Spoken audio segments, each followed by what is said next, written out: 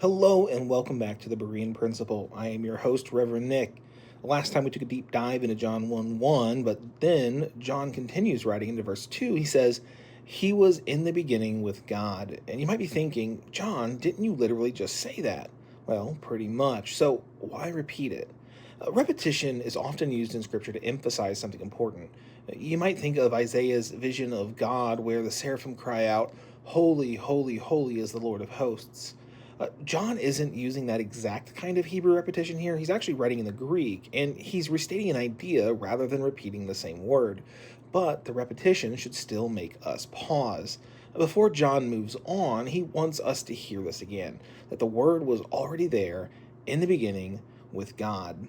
And look what comes afterwards immediately. Verse 3 says, "All things were made through him." That's important because John is drawing a distinction between the Word and everything that was created.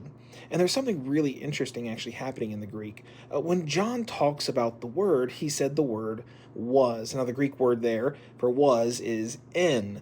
In the beginning was the Word. But when John starts talking about creation in verse 3, he actually uses a different word, egeneto, and it means something like came into being.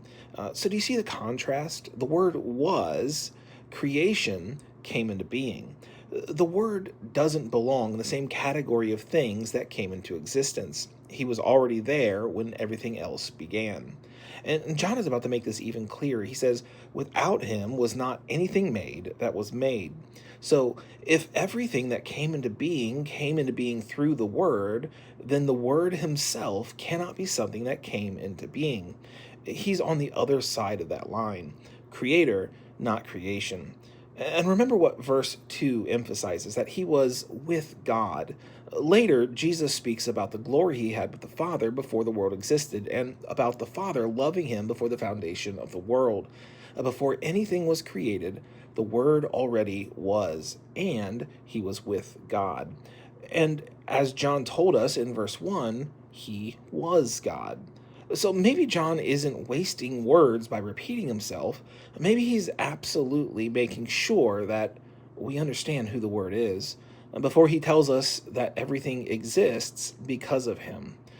But hey, don't take my word for it.